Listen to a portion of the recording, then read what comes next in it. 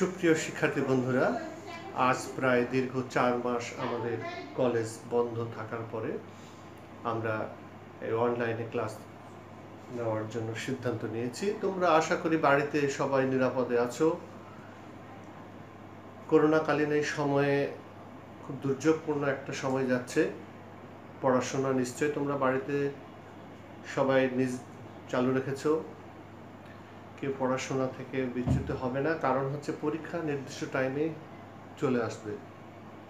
তোমাদের পড়াশোনা যাতে বিঘ্ন না ঘটে সেজন্য আমরা আজকে এই অনলাইনের মাধ্যমে ক্লাস নিচ্ছি। আজকে আমার টপিক হবে পরিসংখ্যান সেকেন্ড পেপারের সম্ভাবনা। তোমরা বইটার সামনে নিয়ে বসো, সবাই নিজ নিজ বইটার সামনে নিয়ে বসো। এই সম্ভাবনার ধারণাটা আগে আমরা নিই। আসলে সম্ভাবনাটা কি? সম্ভাবনা বলতে বা আমরা কি বুঝি? আমরা দেখো বিভিন্ন কথায় বার্তায় আমরা সম্ভাবনা শব্দটা অহরহ ব্যবহার করি। খবরে আমরা সম্ভাবনা শব্দটা ব্যবহার করতে দেখেছি বিভিন্নভাবে। যেমন আজকে আকাশে অনেক মেঘ আছে, আজকে বৃষ্টি হওয়ার সম্ভাবনা আছে, আমরা এভাবে বলি না? তারপরে ধরো কোনো খেলাতে আজকে আর্জেন্টিনার মেসি খেলছে না, তাহলে আজকে আর্জেন্টিনার হেরে যাওয়ার সম্ভাবনা আছে, কিংবা আজকে মেসি সহ সব টিম আছে, আজকে আর্জেন্টিনার জেতার সম্ভাবনা আছে। তেমনিভাবে ধরো ব্রাজিল আর্জেন্টিনার খেলার মধ্যে কে জিতবে, আমরা তখন বলে থাকি যে 50-50, যে কেউ জিততে পারে। হ্যাঁ, আর্জেন্টিনা ব্রাজিলের মধ্যে যে কেউ জিততে পারে। এইভাবে আমরা এই যে জিততে পারে, সম্ভাবনা আছে, এই জিততে পারে কথাটাও কিন্তু ভবিষ্যতের একটা ফলাফল আমরা আগে নির্ধারণ করার চেষ্টা করছি। এটাই হচ্ছে সম্ভাবনা। তো সম্ভাবনাটা কি? কোনো ঘটনা, মানে কোনো একটা ঘটনা ঘটবে কি ঘটবে না, তার নিশ্চয়তাটা কতটুকু, তার গাণিতিক পরিমাপটাই হচ্ছে সম্ভাবনা। সেই গাণিতিক পরিমাপটা কিভাবে করে থাকি সেটা আমরা আজকে জানবো। তার আগে আমরা একটু ধারণা নিই একটা গল্পের ছলে। মনে করো এটা একটা রাস্তা, এটা একটা পথ। এই পথটা এই জায়গাতে একটা মোড় নিয়েছে, একটা এদিকে গেছে, একটা এদিকে গেছে, একটা এদিকে গেছে, আবার একটা এদিকেও গিয়েছে। এই যে 3টা রাস্তা গিয়েছে, এই 3টা রাস্তায় কিন্তু তোমাদের college NWDC Nowhata women's degree কলেজে পৌঁছেছে। আর এইদিকে যে রাস্তাটা চলে গেছে, এই রাস্তাটা ধরো রাজশাহী শহরের দিকে, রাজশাহী স্টেডিয়ামের দিকে চলে গেছে। আমরা এই রাস্তার নামটা দিয়েছি A1, এই রাস্তাটার নাম দিয়েছি A2, আর এই রাস্তার নাম দিয়েছি A3, আর এই রাস্তাটার নাম দিয়েছি A4। এখন এই রাস্তা দিয়ে তোমাদেরই মতো একজন শিক্ষার্থী, যার নাম হলো W, সেই রাস্তাতে হেঁটে যাচ্ছে। আর তার বন্ধুরা এখানে বসে আছে, তার ক্লাসের বন্ধুরা, একজনের নাম X, একজনের নাম Y, একজন Z। এখন এরা জিজ্ঞাসা করছে তুমি কোথায় যাচ্ছ? ওরা বলছে যে আমি কলেজ যাচ্ছি। W উত্তর দিল কোথায় যাচ্ছে? কলেজ যাচ্ছে, তাই তো? এখন ও তো কলেজ যাচ্ছে, এটা কিন্তু সিদ্ধান্ত হয়ে গেছে যে W কলেজ যাচ্ছে। এখন X, Y, Z এরা 3জন মিলে শলা পরামর্শ করছে যে আচ্ছা, W যে কলেজ যাচ্ছে কোন পথ ধরে যেতে পারে। এরা কিন্তু জানে পথগুলো, এই পথটাও জানে, এই পথটাও জানে, এই পথটাও জানে, এই পথটাও জানে, কিন্তু কলেজ যাওয়ার পথ এই মাত্র 3টা। এই 3টা পথ ছাড়া আর কলেজ যাওয়ার পথ নেই। আর 3টা পথই ধরো সমান, দূরত্বটা সমান। এদিক দিয়ে গেলেও যতটা সময় লাগবে, এদিক দিয়ে গেলেও ততটা সময় লাগবে, এটা দিয়ে গেলেও ততটাই সময় লাগবে। এখন X বলছে আমার মনে হচ্ছে যে W A1 পথ দিয়ে যাবে। ওর মনে হচ্ছে W কোন পথ দিয়ে যাবে বলছে, এই X কি বলছে, W কোন পথ দিয়ে যাবে? A1 পথ দিয়ে যাবে। আচ্ছা, এবারে আসো, Y বলছে না রে, আমার মনে হয় ও শুধু A1 না, মানে ওকে যখন জিজ্ঞাসা করা হচ্ছে তখন বলছে যে আমি এটা বলতে পারবো না কোন পথ দিয়ে যাবে, আমার মনে হচ্ছে যে কোনো একটা পথ দিয়ে যাবে, A1 দিয়েও যেতে পারে, A2 দিয়েও যেতে পারে, A3 দিয়েও যেতে পারে। ও কোনো রিস্ক না নিয়ে বলছে যে কোনো একটা পথ ধরে যাবে, অর্থাৎ A1 বা A2 বা A3। এটা কে বললো? এটা বললো X, এটা বললো Y। জেড কি বলছে? জেড বলছে যে এ কে যখন জিজ্ঞাসা করা হচ্ছে এ তখন বলছে যে আমার মনে হচ্ছে W A4 পথ দিয়ে যাচ্ছে। এ কোন পথের কথা বললো? A4 পথ দিয়ে যাচ্ছে। আচ্ছা, এখন আসো আমরা এবার ক্যালকুলেশন করি। এখন সবাই বলছে আচ্ছা তাহলে আমরা বলি, চেষ্টা করি যে এই A1 পথ দিয়ে যাওয়ার সম্ভাবনাটা কত? কলেজ যাওয়ার জন্য মোট পথ কয়টি? 3টি। কলেজ যাওয়ার জন্য মোট পথ হলো 3টি, 1টা 2টা 3টা। আর A1 পথ কয়টা? A1 রাস্তা মানে X বলেছে যে A1 রাস্তা দিয়ে যাবে, তো A1 রাস্তা কয়টা? 1টা। তাহলে 1/3। তাহলে সম্ভাবনা ইংরেজি হলো নাম প্রবাবিলিটি। যখন সম্ভাবনার মানে গাণিতিকভাবে নিশ্চয়তার যে গাণিতিক পরিমাপটা করা হয় তখন সম্ভাবনাটাকে P দ্বারা চিহ্নিত করা হয়। P অফ A1 মানে A1 পথ দিয়ে যাবার সম্ভাবনা হচ্ছে A1 পথের অনুকূল ফলাফল সংখ্যা। আমরা এটাকে একটু বাংলায় লিখে নিই। A1 পথের অনুকূল সংখ্যা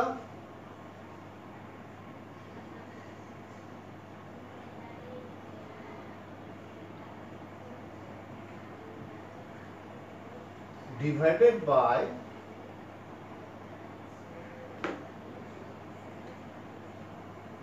কলেজ যাবার মোট পথের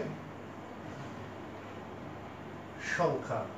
তাহলে A1 পথের অনুকূলে কয়টা রাস্তা আছে, কয়টা ফলাফল আছে? ফলাফল বলছি, ফলাফল বলতে রাস্তার সংখ্যা বোঝাচ্ছে, মানে A1 নামে কয়টা রাস্তা আছে।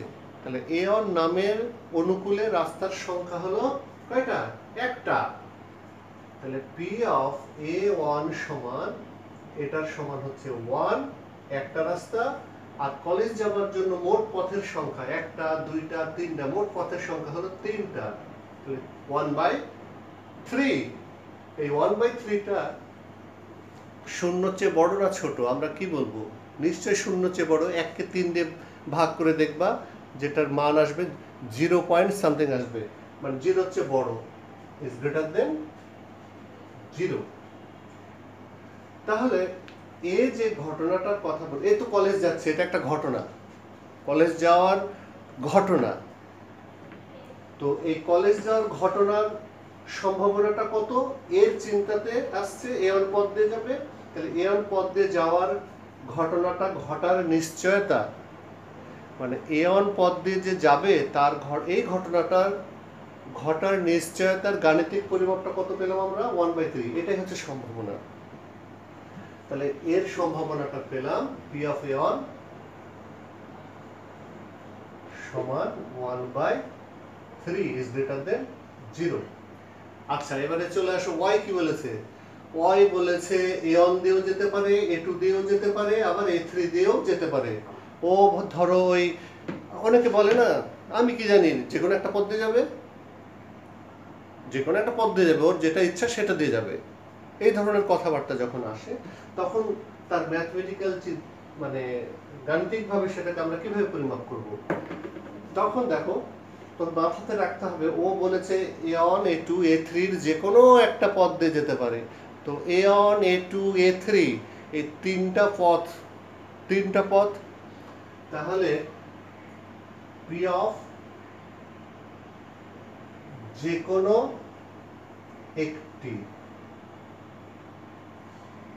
পথ, যে কোনো একটি পথ, মানে এর দৃষ্টিভঙ্গিতে এর ভাবনা যে ডাব্লিউ যে কোনো একটা পথ দিয়ে যাবে, A1 দিয়েও যেতে পারে, A2 দিয়েও কলেজ যেতে পারে, A3 দিয়েও কলেজ যেতে পারে, যাবে কিন্তু একটা নির্দিষ্ট উদ্দেশ্য হলো কলেজ যাবে। তাহলে নিশ্চয়ই A4 দিয়ে যাবে না, কলেজ যাবে A1, A2 আর A3 যে কোনো একটা দিয়ে। তো যে কোনো একটা পথের সংখ্যা কয়টা? এ তো বলেছে A1 দিয়েও যেতে পারে মানে একটা, A2 দিয়েও যেতে পারে তাহলে দুইটা, A3 দিয়েও যেতে পারে তিনটা, মানে কলেজ যাওয়ার যে কোনো একটা পথের সংখ্যা হলো 3। আবারও বলি, A1 পথের সংখ্যা একটা, A2 পথের সংখ্যা হলো একটা, তাহলে কয়টা হলো? দুইটা। A3 পথের সংখ্যা হলো একটা, তিনটা। তাহলে যে কোনো একটি পথের সংখ্যা হলো তিনটা, আর কলেজ যাওয়ার জন্য মোট পথের সংখ্যা হলো তিনটা। 3 কে 3 দিয়ে ভাগ করলে কত হয়? 1 হয়। তাহলে P অফ এই এর দৃষ্টিভঙ্গি যেটা ছিল, P অফ তোমার A1 বা A2 বা A3 সমান 1। ঠিক আছে, এবার আসো জেড এর চিন্তা। জেড এর মাথাতে বুদ্ধি একেবারেই কম। জেড কি বলেছে দেখো, এটুকু বুঝেছি নিশ্চয়ই আমরা, না? না বুঝলে পারে ফোন দিবা অথবা হচ্ছে কমেন্ট বক্সে লিখবা, আমি সেটা পরবর্তীতে উত্তর দেওয়ার চেষ্টা করব। জেড বলছে যে আমার মনে হচ্ছে ডাব্লিউ A4 রাস্তাতে কলেজ যাবে। তোমরা বলো A4 রাস্তাতে কলেজ যাওয়া যাবে? ও যদি A4 রাস্তাতে হাঁটা শুরু করে বা গাড়িতে যাওয়া শুরু করে, সে রাস্তাটা তো গিয়ে থামবে তোমার সেই রেল গেটে, নিউ মার্কেটে, কিংবা হচ্ছে বাস স্ট্যান্ডে, এদিক চলে যাবে, তাই না? A4 রাস্তা দিয়ে কখনোই কলেজ যাওয়া সম্ভব না, এটা একটা ইম্পসিবল। কলেজ যাওয়ার জন্য A4 রাস্তাতে যাওয়া সম্ভবই না, মানে A4 রাস্তাতে কলেজ যাওয়ার আর কোনো পথ ধরও নেই। তাহলে কি হবে? A4 রাস্তাতে কলেজ যাওয়ার সম্ভাবনাটা কত হবে? তখন আমরা বলবো প্রবাবিলিটি অফ A4, মানে A4 নামক রাস্তাতে কলেজ যাওয়ার সম্ভাবনা,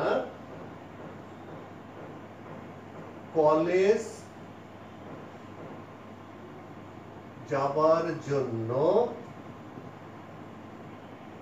A4 নামক রাস্তার বা পথের অনুকূল ফলাফল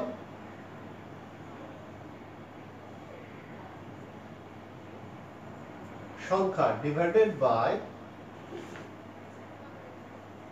কলেজ যাওয়ার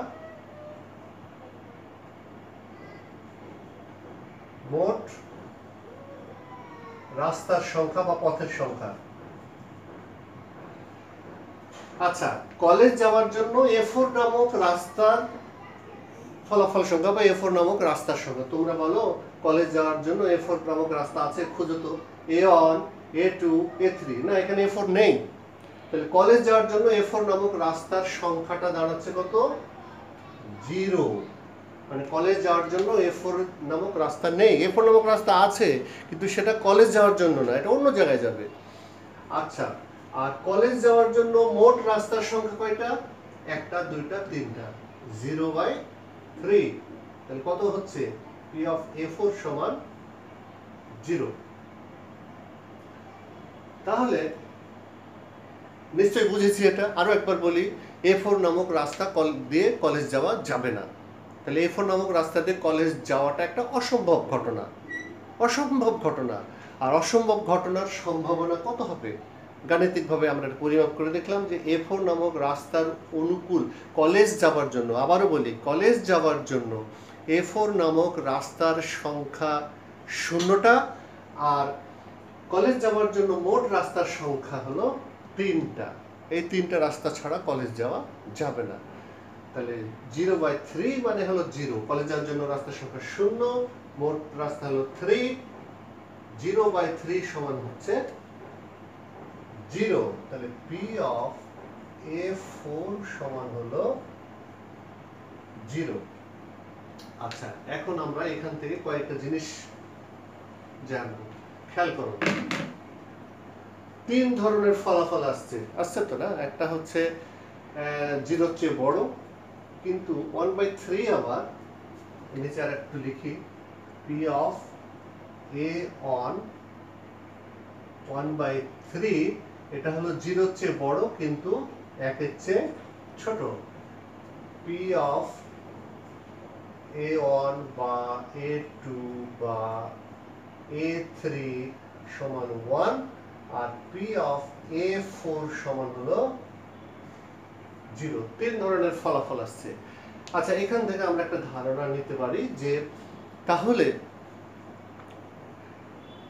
ঘটনা 3 ধরনের হয়। ঘটনা বোঝার আগে আরেকটু বুঝি। এই মেয়েটা কলেজ যাচ্ছে, এর নাম হলো ডাব্লিউ। এরা তখন করছে কি, এই 3 জন মিলে এখানে চিন্তা ভাবনা করছে কোন পথ ধরে যাবে। শর্ত হলো এই 3টা পথ ধরেই কলেজ যেতে হবে, তাছাড়া কোনো পথ নেই।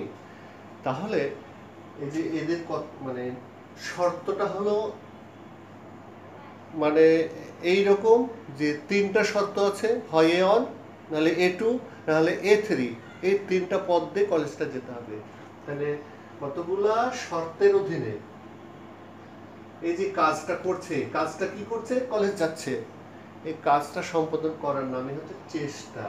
এই যে তোমার এরা চিন্তা ভাবনা করছে, চেষ্টাটা করছে কারা? এরা কিন্তু চেষ্টা করছে কি, এই একবার চেষ্টা করছে যে না আমার মনে হচ্ছে A1 দিয়ে যাবে, এই একবার চেষ্টা করছে মনে হচ্ছে যে আমার A1 A2 A3 যে কোনো একটা পথ দিয়ে যেতে পারে, এই একবার চেষ্টা করলো কি উল্টা চেষ্টা করলো, তাও ওটা একটা চেষ্টা যে A4 দিয়ে যাবে।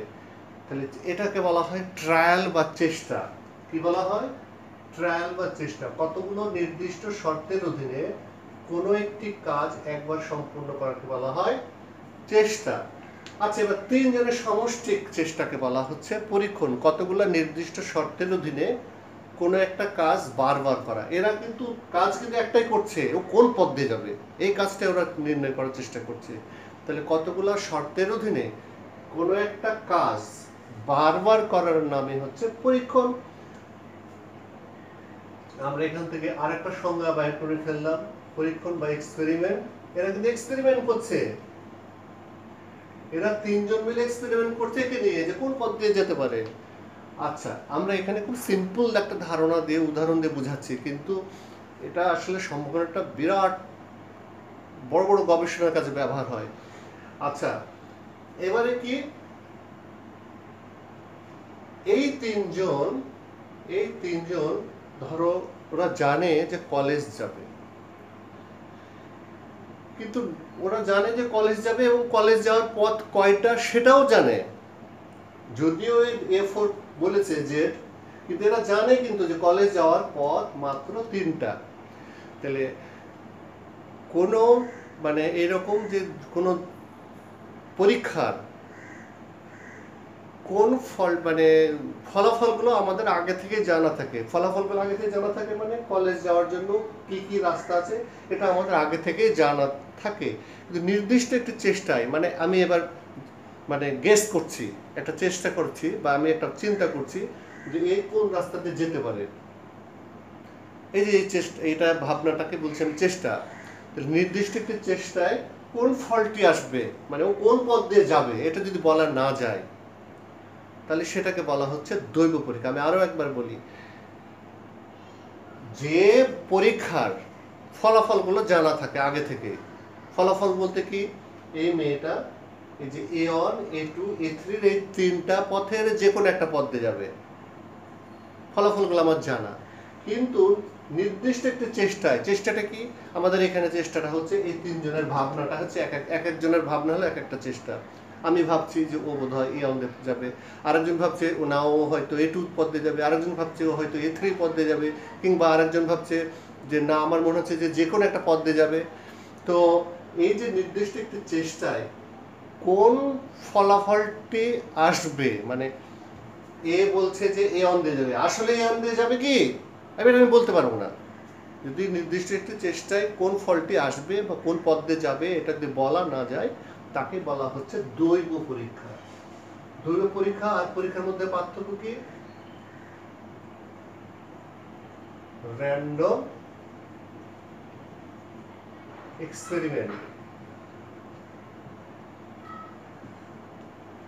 দৈব পরীক্ষা আর পরীক্ষণের মধ্যে পার্থক্য হচ্ছে পরীক্ষণের ওই সব কোনো শর্ত জুড়ে দেয়নি, কিন্তু দৈব পরীক্ষায় বলছে যে পরীক্ষার ফলাফলগুলো আগে থেকে জানা থাকে কিন্তু নির্দিষ্ট একটি চেষ্টায় কোন ফলটি আসবে সেটা বলা না যায়, তাহলে সেটা কি বলা হচ্ছে দৈব পরীক্ষণ। আরো একটা জিনিস এখান থেকে আমরা জানছি, সেটা হলো নমুনা ক্ষেত্র। কিভাবে জানছি দেখো, নমুনা ক্ষেত্র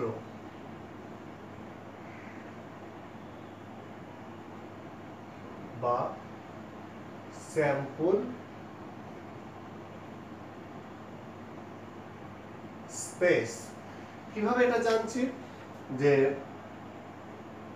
আমরা কোনো একটা দৈব পরীক্ষণের মাধ্যমে, দৈব পরীক্ষণ মানে কি, আমরা একে নিয়ে চিন্তা ভাবনা করছি, আমরা এটাও জানি যে কলেজ যাওয়ার জন্য পথ কয়টা, তিনটা, একটা দুইটা তিনটা। দৈব পরীক্ষণের মাধ্যমে প্রাপ্ত সকল ফলাফলের সেটটাই হচ্ছে নমুনা ক্ষেত্র। আমাদের এখানে সকল ফলাফলের সেট কয়টা, A1 A2 A3। যদি সেট আকারে লিখো তাহলে সেটা হবে এরকম, A1, A2, A3। এই তো পথ, আমাদের কলেজ যাওয়ার পথে তিনটাই।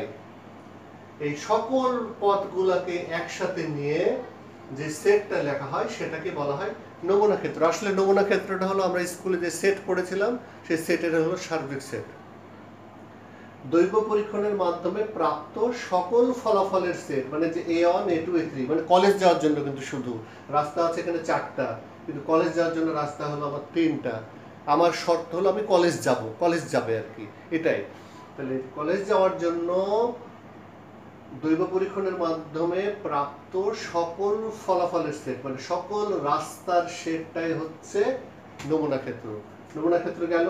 আর নমুনা বিন্দু, আর একটা জিনিস এখান থেকে জানা যাবে, সেটা হলো নমুনা বিন্দু বা স্যাম্পল পয়েন্ট। নমুনা বিন্দু কি, এই যে ফলাফলগুলোই নমুনা বিন্দু। এই যে ফলাফলগুলো A1 A2 A3, এই একটা রাস্তা, এটা একটা নমুনা বিন্দু, এই একটা রাস্তা, এটা একটা নমুনা বিন্দু, এই একটা রাস্তা, এটা একটা নমুনা বিন্দু। এবার মাথাতে খেলাও, তোমরা লুডো খেলো, যে ছক্কা নিক্ষেপ করো, ছক্কার প্রত্যেকটা ফলাফল হচ্ছে এক একটা নমুনা বিন্দু। আচ্ছা, নমুনা বিন্দু বুঝলাম, তাহলে ঘটনাটা কি?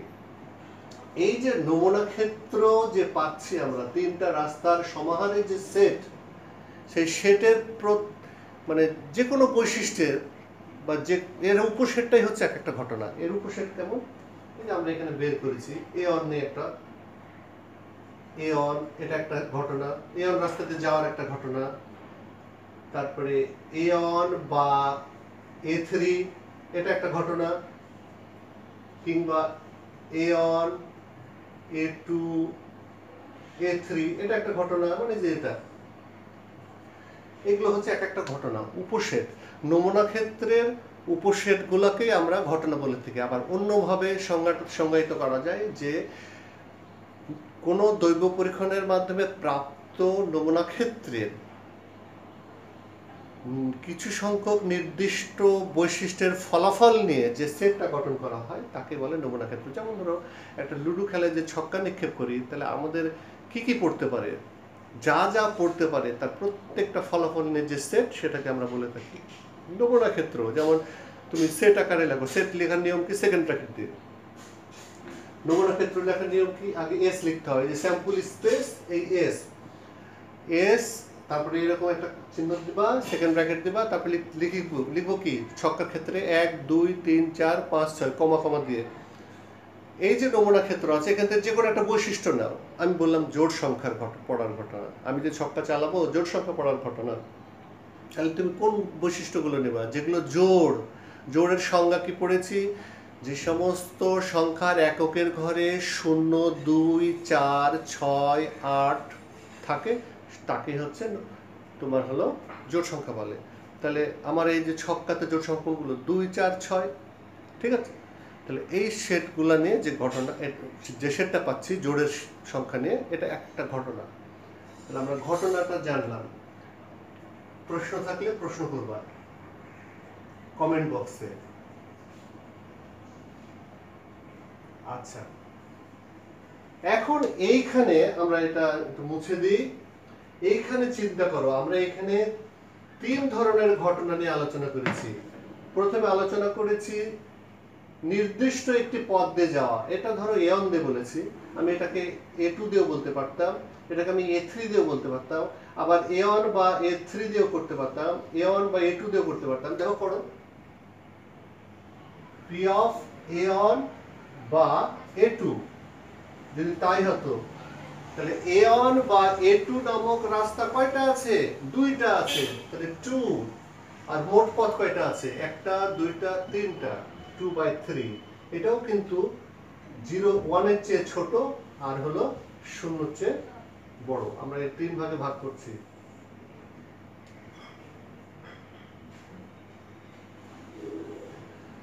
আচ্ছা, তুমি যদি বলো যে A2 A3 তাও করতে পারো, P of A2 বা A3 সেটাও হবে 2/3, একের চেয়ে ছোট, 0 এর চেয়ে বড়।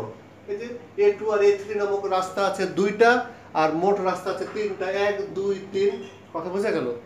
তাহলে এই ধরনের ধরো আমাদের সম্ভাবনা, তিন ধরনের ঘটনার সম্ভাবনা বের করলাম। একটা হচ্ছে শুধু A1 দিয়ে, একটা হলো, কিংবা এটা একই ক্যাটাগরির A1 বা A2 দিয়ে, কিংবা A2 বা A3 দিয়ে, এইভাবে A1 বা A3 দিয়েও বের করতে পারতাম। এই ঘটনা ঘটার সম্ভাবনার মানটা আমরা খেয়াল করে দেখছি যে এটা হচ্ছে 1/3, 1/3, 1/3, 2/3, 2/3, এই মানগুলা একের চেয়ে ছোট হচ্ছে। তোমরা ক্যালকুলেটরে ভাগ করে দেখবা 2 কে 3 দিয়ে যে মানটা পাবা 0 পয়েন্ট সামথিং, ওটা একের চেয়ে ছোট, আর কিন্তু 0 চেয়ে আবার বড়। আর এইখানে দেখো জেডের চিন্তা ছিল যে ও A4 দিয়ে কলেজ যাবে, বোঝায় দেখো ও A4 রাস্তাতে কলেজ যাবে। আসলে কি A4 রাস্তাতে কলেজ যাবে? যাবে না তো। ওর চিন্তাতে যে এসছে A4 রাস্তাতে কলেজ যাবে, তার সম্ভাবনাটা হয়েছে 0। কেন 0 হয়ে গেল? A4 রাস্তা দিয়ে হাঁটা শুরু করলেও বছরের পর বছর চলে যাবে, কিন্তু কলেজে পৌঁছাতে পারবে না। এটা একটা অসম্ভব ঘটনা, ঠিক আছে? এই অসম্ভব ঘটনা ঘটার সম্ভাবনাটা হচ্ছে 0। আর ওয়াই খুব সেফ জোনে আছে। ওয়াই বলেছে যে আমার মনে হচ্ছে যে সে A1, A2, A3 এই তিনটার যে কোনো একটা পথ দিয়ে যাবে। সেটাকে লেখা হয় এইভাবে, A1 বা A2 বা A3, অথবা বাংলায় শুধু সোজা সাপটা কথা, যে কোনো একটি পথ দিয়ে যাওয়ার সম্ভাবনা, সেটার সম্ভাবনা। যে কোনো একটি পথ যখন বলবা তখন কয়টা হবে? অনুকূল ফলাফল কয়টা?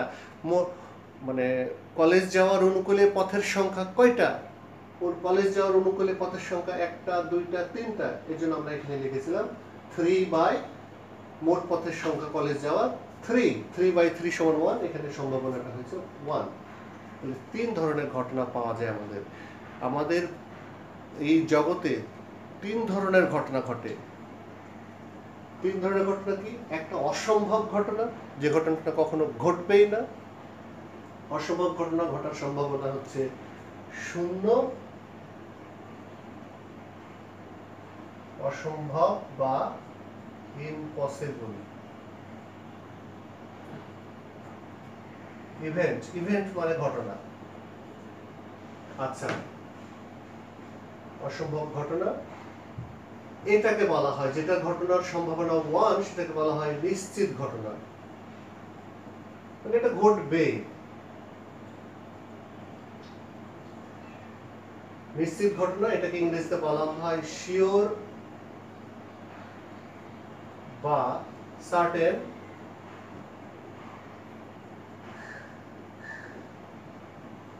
ইভেন্ট।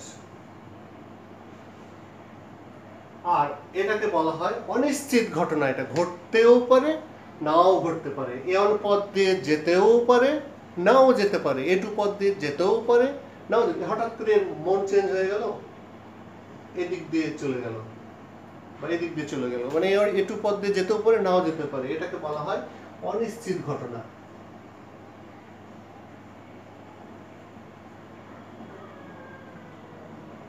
বা আনসার্টেন।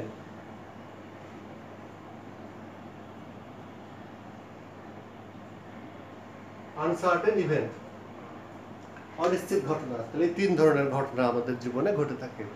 এই অনিশ্চিত ঘটনা আবার অনেক রকমের হয়। সরল ঘটনা, যৌগিক ঘটনা, পরস্পর বর্জনশীল ঘটনা, পরিপূরক ঘটনা, এগুলো আমরা পরবর্তীতে পড়ব।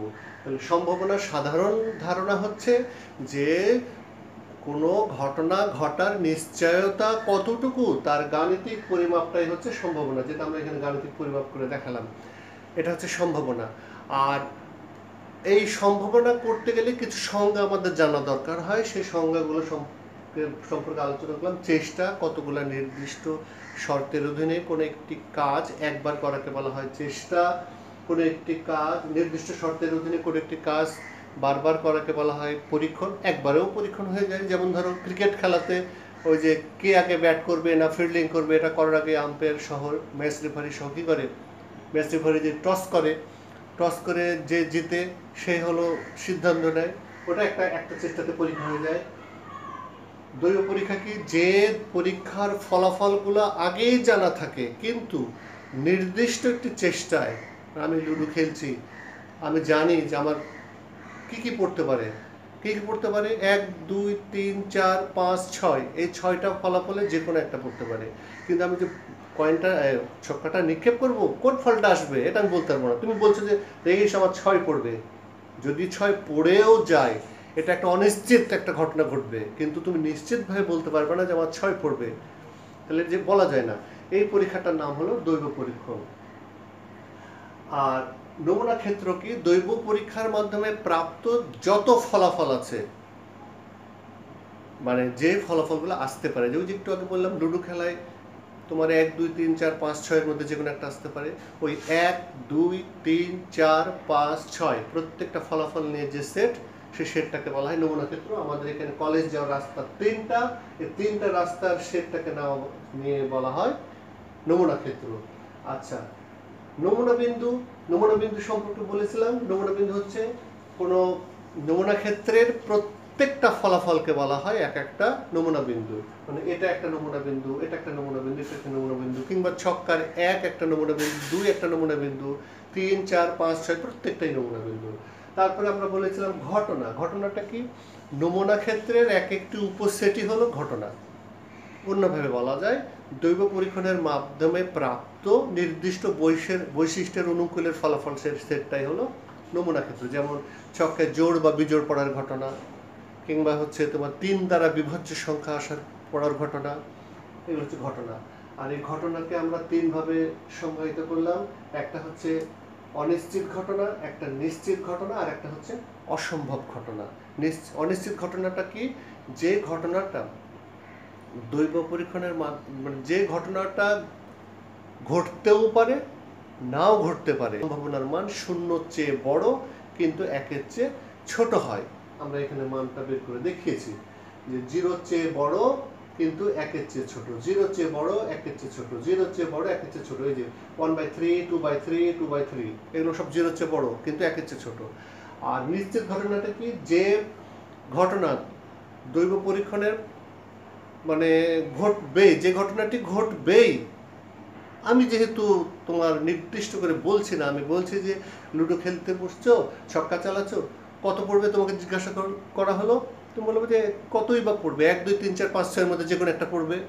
এই যে তুমি বললা, এই যে বলে যে লুডো ছক্কাটা চালাচ্ছ, এটা একটা নিশ্চিত ঘটনা।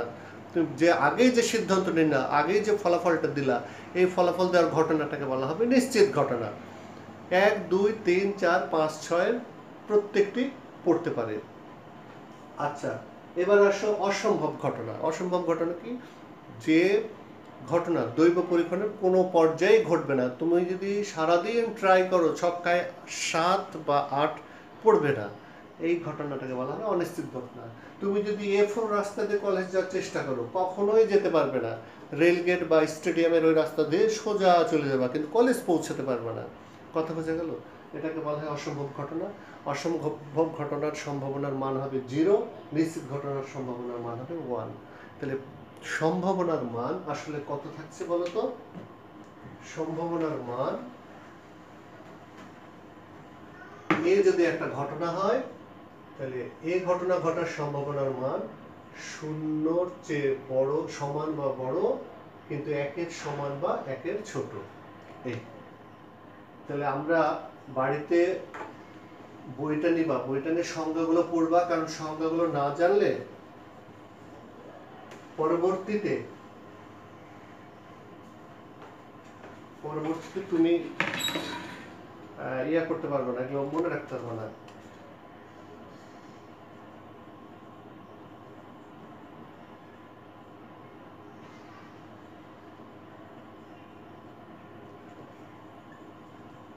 সরল ঘটনা কি? যে ঘটনাকে বিশ্লেষণ করলে নতুন নতুন ঘটনায় রূপান্তর করা যায় না। যেমন ধরো এই হলো 2 পড়ার ঘটনা, 2কে ভাঙতে পারবো না। এই ধরনের ঘটনা হচ্ছে সরল ঘটনা। আজকে এই পর্যন্তই থাক, না হলে তোমরা শেষ করতে পারবে না। আগামী দিন পর্যায়ক্রমে প্রত্যেকটা ক্লাস আমি নিয়ে দেবো, ঠিক আছে? আজকে